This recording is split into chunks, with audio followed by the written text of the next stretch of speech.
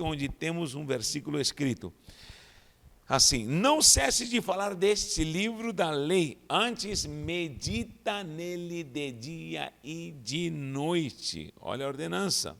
Para que tenhas cuidado de fazer segundo tudo que está escrito nele. Então farás prosperar, olha a promessa, prosperar o teu caminho, e também tudo vai te irá bem, você vai ser bem sucedido. Então, prosperidade, em tudo Deus vai estar abençoando você, prosperando você. Então, creia que a promessa na meditação da palavra do Senhor. Eu tenho uma queixa a fazer, escute bem. Tenho andado por muitos lugares, dou aula em espaços físicos, em igrejas, em seminário, e muita gente que às vezes está até no ministério, às vezes nunca leu a Bíblia de Gênesis, Apocalipse. Outros não têm o costume de lê-la diariamente, e outros nem sequer decoraram os livros da Bíblia. Então é necessário decorar. Mas para frente vou ensinar uma tática subdividindo a Bíblia, como você pode decorá-la. Eu a tenho decorada de Gênesis, Apocalipse, na ordem dos livros em sequência, não a Bíblia toda, mas quem me dera ter ela toda decorada, mas a sequência do que é Torá, do que são livros históricos, livros poéticos, os profetas maiores, profetas menores, os 4 evangelhos, a sequência, para depois ir para Atos dos Apóstolos, as epístolas, para depois terminar com o Apocalipse, dividindo também as epístolas paulinas e as epístolas avulsas que escreveram os santos apóstolos de Deus. Então, preste atenção, nós temos que conhecer a palavra do Senhor e mergulhar na palavra de Deus.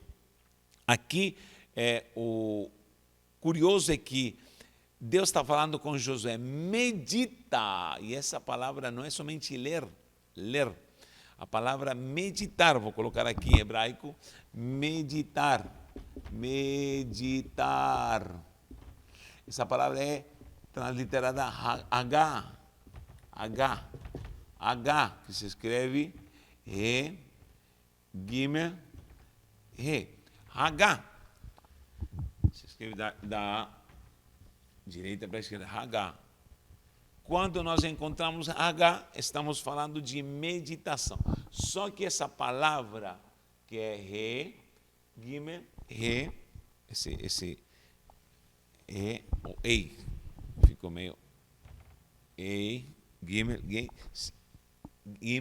Ei, está se referindo a ler para dentro, ou seja, meditação é ler para dentro. Outros dizem que é ler em voz baixa, mas meditação se refere a ler, sugando, ler, colocando para dentro de você. Porque eu posso ler qualquer informação e isso não vai mudar a minha vida. Então, meditação é quando você suga o que está lendo. Isso também é conhecido como exegese teologicamente.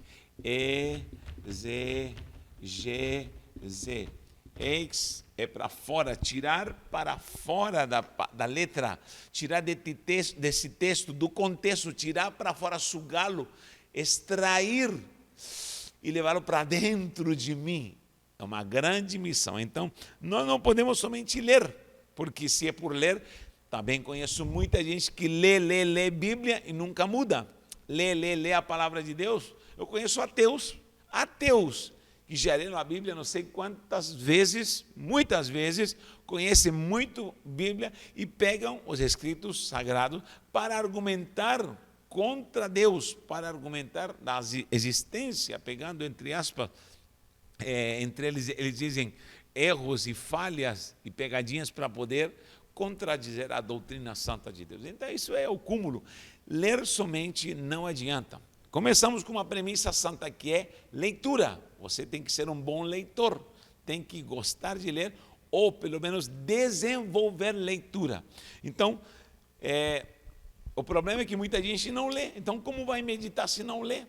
A ordenança para Josué foi: medita nela de dia e de noite. O judeu original, ele sempre está meditando de dia, literalmente quando está o sol, e de noite. Você sabe que a virada do dia é às 6 horas da tarde. O dia tem 12 horas, a noite tem 12 horas. E o dia era dividido em hora primeira, segunda, terceira, quarta, isso está muito claro na Bíblia, hora nona, hora terceira, enfim. Está avançando o horário até chegar quando o sol se põe na virada do dia. É nessa virada do dia que acontece algo sobrenatural. Lembra que quando Deus falava com Adão no Éden, com o homem em si no Éden, era na virada do dia, na virada, no crepúsculo. No crepúsculo acontece algo nessa virada. Então, há uma virada sobrenatural de decretos. E nessa virada é como se fosse uma análise daquilo que você sugou para dentro de você. Na virada do dia, você tem que parar e você tem que colher ou entrar nessa analítica do que você sugou para dentro de você. Só que muita gente durante o dia não meditou, não inquiriu, não sugou nada para fora, não tirou nada dos escritos sagrados e não se alimentou. Isso que aí vem a virada de um decreto de dia para um decreto agora de noite. E agora à noite eu tenho que entrar em meditação. Para quê? Para que eu tenha a minha colheita e a minha alimentação na noite. Isso é algo importantíssimo. Então nós precisamos estar meditando na palavra do Senhor constantemente. Nós sabemos que o número 12 é um número de regência espiritual. Por isso 12 apóstolos, 12 portas, sempre se vai encontrar essa visão, não mistificando, mas assim como o 7 nós já especificamos, e muitos números vão significar e nos trazer conteúdo espiritual de uma forma simbólica tremenda. Então, o 12 é o governo sobrenatural de Deus. Então, 12 horas é de dia, governo do dia. 12, governo agora da noite. Por isso existem 12 meses no ano. E aí se vira para Rosh Hashanah, que seria um novo ano, um decreto novo. E aí vai 12 tribos, 12. Então, o decreto do dia são um período de governo de 12 horas. 12 horas que eu preciso meditar na palavra de Deus. Agora, à noite, são um período de 12 horas que eu preciso novamente numa nova regência, agora de noite, mas com a regência sobrenatural de meditação, de alimentação, de me nutrir. E aí vem a prosperidade, aí vem a bênção do Senhor e diz que vem todo tipo de sorte para ser bem-sucedido. Então, não é somente ler, nós vamos ter que meditar. O Salmo número 1, um salmo precioso, que diz que é bem-aventurado o homem que não se assenta na roda dos escarnecedores, não anda em qualquer lugar. E hoje em dia temos tantos meios para andarmos em roda de escarnecedores. Por exemplo, redes sociais. Se você não sabe usar bem redes sociais para edificação, para algo útil, você pode entrar em roda de escarnecedores. YouTube, você está me assistindo no YouTube, você pode usar isso para a edificação da sua vida, mas facilmente você pode estar em roda de escarnecedores na internet, no Google, enfim, tudo isso. Se você não sabe usar a televisão, o rádio, qualquer ferramenta. Então, roda de escarnecedor é todo tipo de ação cíclica. Não esqueça que o inimigo trabalha por ciclos. Ação cíclica diabólica. Ainda vou trazer esse estudo também. Ação cíclica do diabo. Lembra quando Deus perguntou a Satanás, de onde vem? De rodear a terra. Ele está falando de uma ação cíclica na terra, de rodear a terra e andar por ela. Então, o diabo rodeia, diz que rodeia, ele anda em derredor, girando ciclicamente, tentando devorar alguém. Então, o diabo ele tem ciclos, períodos de uma gestão maligna para derrubar, para destruir. E nós temos que vencê-lo. Como nós vencemos? Com a autoridade da palavra do Senhor. Nós temos autoridade com a meditação da palavra de Deus. Então precisamos meditar. Vamos ver alguns passos para a meditação, para termos a exegese correta, para termos uma hermenêutica, que é algo parecido também, correta. Primeira coisa, quando nós estamos fazendo uma exegese boa, uma meditação boa, a primeira coisa que nós vamos fazer é nos fixarmos na informação. Preste atenção, informação.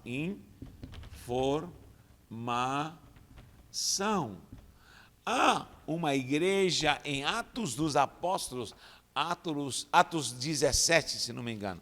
Atos 17, onde apresenta uma igreja chamada Igreja de Bereia. Lembra disso? E diz que os crentes de Bereia tinham uma característica, diz. Ora, capítulo 17, 11. Ora, esses de Bereia eram mais nobres que os de Tessalônica. De Tessalônica não tinham muita virtude. Por quê? Porque os de Bereia diz que recebiam a palavra com toda a avidez. Recebiam a palavra com muito entusiasmo, amavam a palavra, recebiam no coração. Isso é exercício. Sugar da letra e guardá-la no meu coração. Como o mancebo guardará o seu caminho, fazendo segundo a tua palavra. A tua palavra escondi, guardada no meu coração. Examinando as Escrituras todos os dias para ver se as coisas eram de fato assim. Ou seja, eles examinavam, iam primeiro a informação. A primeira coisa que eu preciso fazer para fazer uma extração correta, para chegar à revelação, eu preciso de informação. Muita gente lê Bíblia e não entende nada, porque de fato não chegou ao estágio da revelação.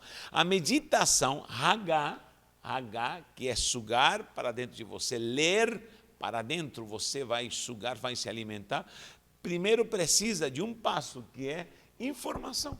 Que tipo de informação? Quando eu falo de informação, estamos falando de lugares, estamos falando de histórias, estamos falando de personagens, estamos falando de cultura, estamos falando de coisas literais, linguagem. Vamos ao que é estrutura semântica, o léxico e tanta coisa preciosa que nós precisamos estudar. Pelo menos 3 tipos de linguagem na informação. É o literal, alegórico, e o último, alegórico, e o simbólico. Presta atenção aqui, Aline, ó. Literal, alegórico e simbólico. A informação eu tenho que ver literalmente o que é. Se está falando pedra, é literalmente uma pedra. Quando Jesus fala removam a pedra do túmulo, era literalmente uma pedra. Quando é alegoria, diz coração de pedra, transformarei o teu coração de pedra. Se refere à alegoria, é uma metáfora, certo? E simbolicamente, lembra da estátua, quando rolou uma pedra e derrubou a estátua de Nabucodonosor? Essa pedra rolante é uma simbologia. Quem é essa pedra? É Cristo Jesus. Então, simbólico, há muita coisa que é simbólica, muita coisa que é alegórica, e temos figuras de linguagem abundantes na alegoria, e o que é literal, ao pé da letra. Tudo que é, de fato, pé da letra. Lembra que você estudava em português essas 2 palavrinhas que eu esqueço, é denotação e conotação? Denotativo e conotativo. Quando nós falamos de denotativo, estamos nos referindo ao que é literal, ao que é ao pé da letra, como está escrito. Eu não posso mudar nada, nem posso tentar interpretar, porque está. Posso até tentar interpretar, mas não posso alegorizar nem simbolizar nada, porque é literal. Se é casa, é casa. Agora, se diz, eu sou uma casa para Deus morar. Como assim uma casa? Casa aí já não é literal, é alegórico. Está representando algo, está querendo dizer nessa poesia gloriosa. Então, o denotativo é literal. Agora, o conotativo é quando é algo simbólico, figura de linguagem, poesia. Então, toda a informação vai ser literal. Quando é Jerusalém, quando é muro, quando é cavalo, quando pedra é pedra, acabou. Todas as informações, desde história, desde lugar, eu tenho que ter informações. É muito bom ter um dicionário, uma enciclopédia bíblica. Pesquise.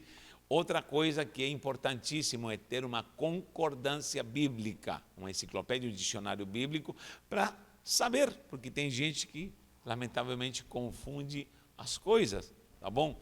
Por exemplo, houve uma vez, isso eu ouvi, uma pessoa, não vou falar nem homem e mulher, mas uma pessoa estava pregando e estava falando da corça, e ela começou a falar, essa pessoa começou a falar da corça, só que começou a dar asas à corça, e falou assim, imaginem quando a corça voa. Eu falei, a corça voa, tenho certeza. Então, corça, que animal é corça? Ela pensava que era uma ave, ela pregou que corça voava, meu Jesus. Mas acontece, gente, quantos eu sei que você já se lembrou de uma história de alguém que pregou algo que não tinha nada a ver. Por quê? Porque essa pessoa não se fixou nas informações, informação literal, alegórica, simbólica, o que o texto está dizendo em si. O texto não pode ser tendencioso ou levá-lo à minha tendência, ao meu raciocínio, porque a palavra não pode ser interpretada ao meu bel prazer. Ela tem que ser o que ela é, literalmente, de preferência no texto. E aí vou ver se a passagem é alegórica, se ela é simbólica, vai falar de profecia. Isso eu tenho que conhecer. Tenho que saber lugares, tenho que conhecer cidade, tenho que conhecer distâncias, tenho que conhecer cronologia. Isso é importantíssimo para ter uma boa meditação, por incrível que pareça. Não, eu sou da revelação, Deus vai me revelar. Não, você vai ter que esquadrinhar, você vai ter que meditar, e para isso você vai ter que adquirir conhecimento. Depois da informação, ponto 2, surge aí ideia. Ideia. O que é ideia? É quando você forma um conceito, um pensamento através da informação. Por exemplo, não tem acento? A Aline me corrige, não tem acento. Tiramos o acento? Ok, Aline, obrigado. Então, a ideia é quando eu formo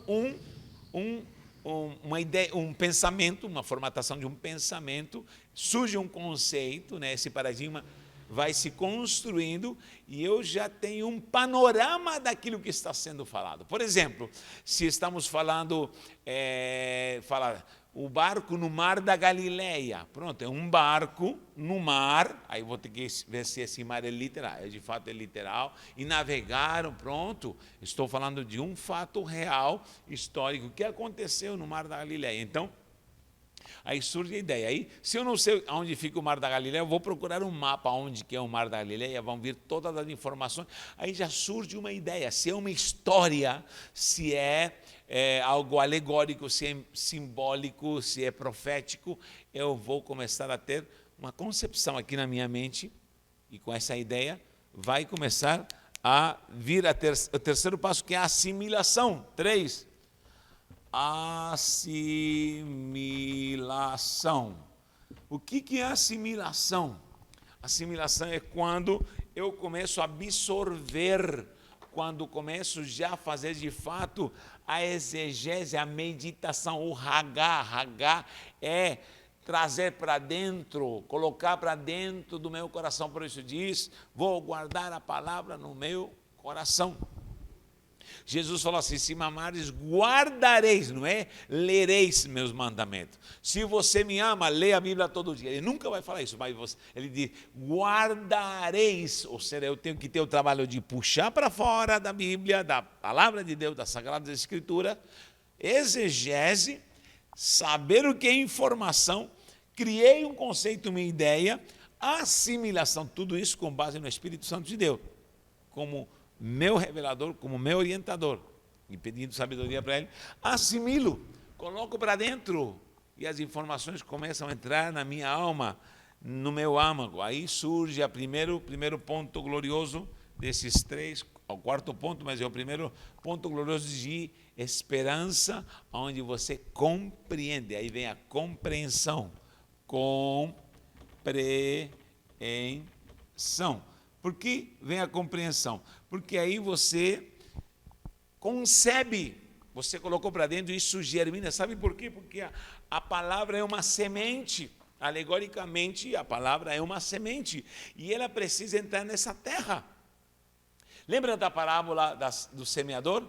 Diz que uma parte da semente caiu em pedras.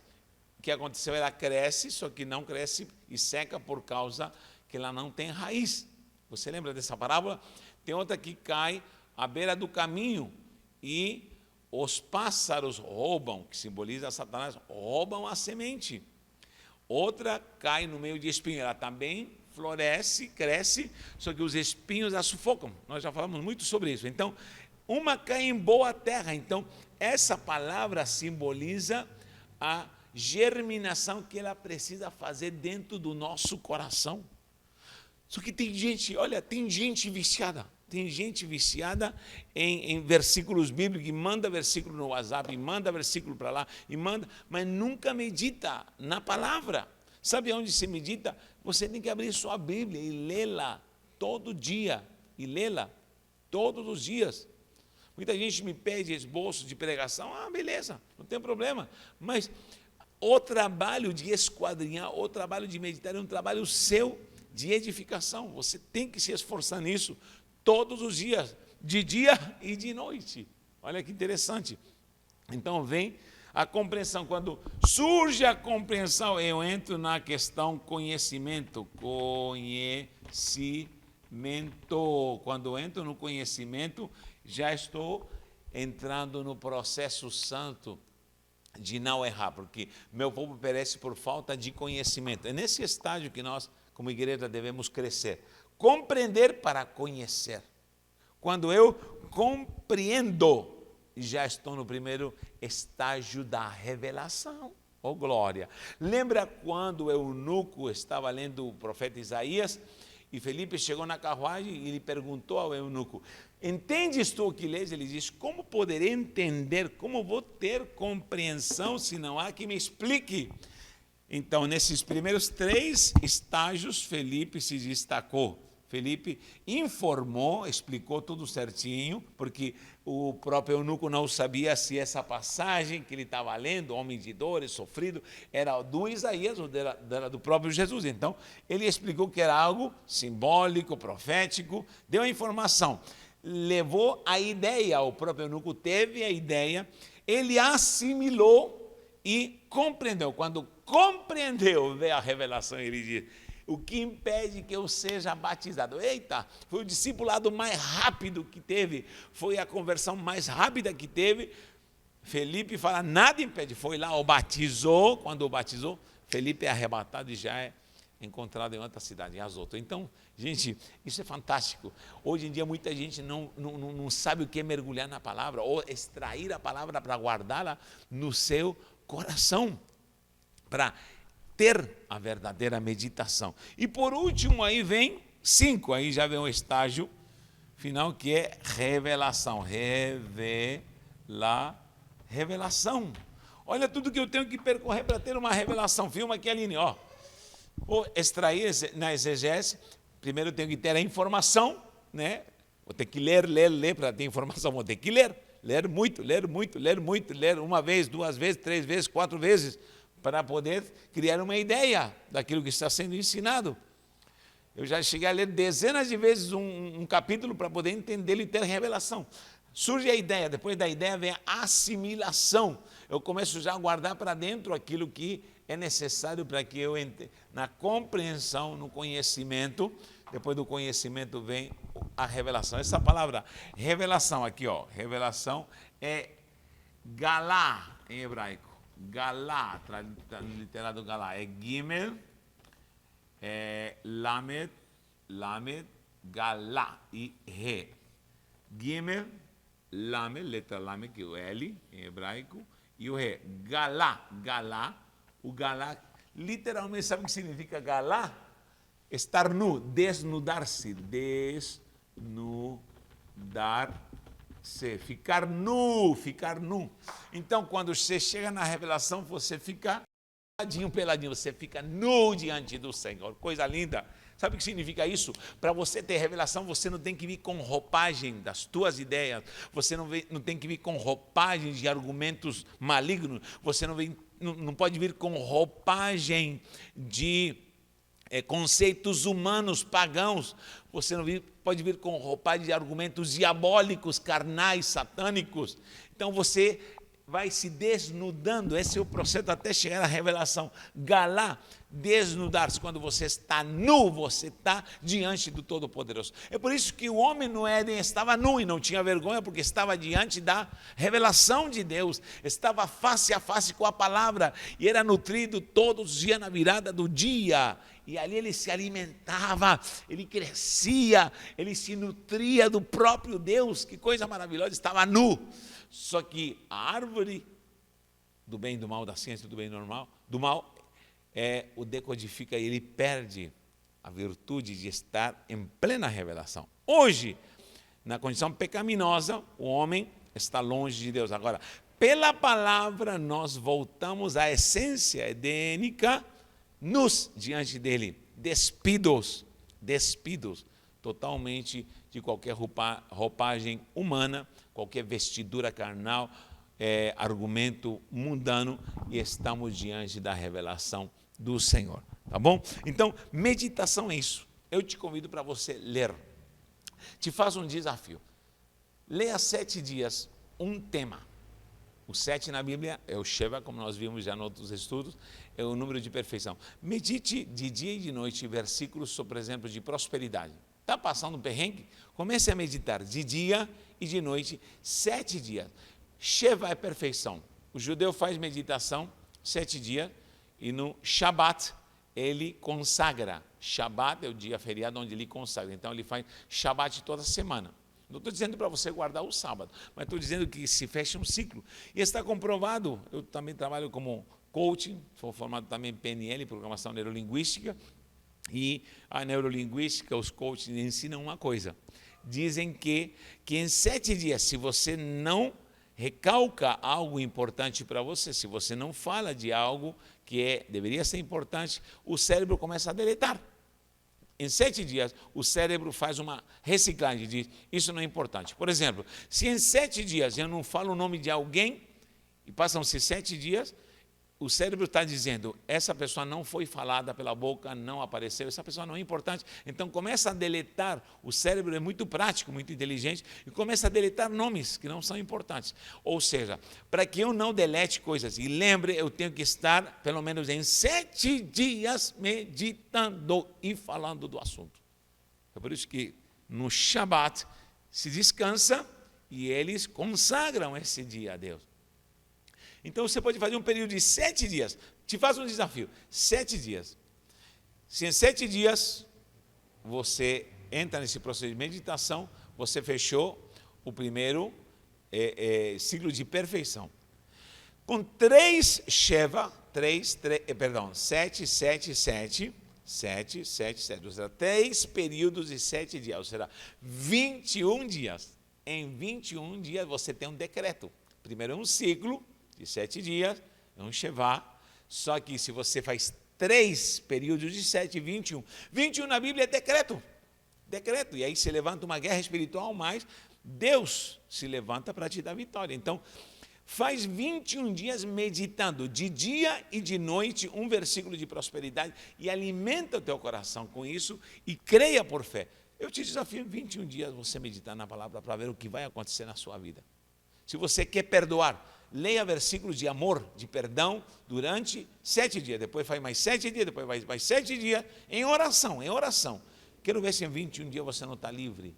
Não está livre dessa praga. Qualquer praga, qualquer vício, qualquer malignidade, ou bênção, prosperidade, unção, glória, faça propósitos com Deus. Não esqueça que em 21 dias Daniel clamou e se levantou o príncipe da Pérsia, uma potestade, um principado, e teve que ver arcanjo Miguel para guerrear, porque quando você entra em decretos espirituais, há uma guerra espiritual em teu favor. Creia nisso pela autoridade do nome de Jesus. Então nós precisamos entender esses números, que até podem parecer místicos dentro da Bíblia, mas são simbólicos, são simbologias, e tem muito sentido. Então, a meditação precisa ser feita diariamente, de dia e de noite. Convidamos para que você se apaixone mais pela palavra do Senhor. Um abraço no coração.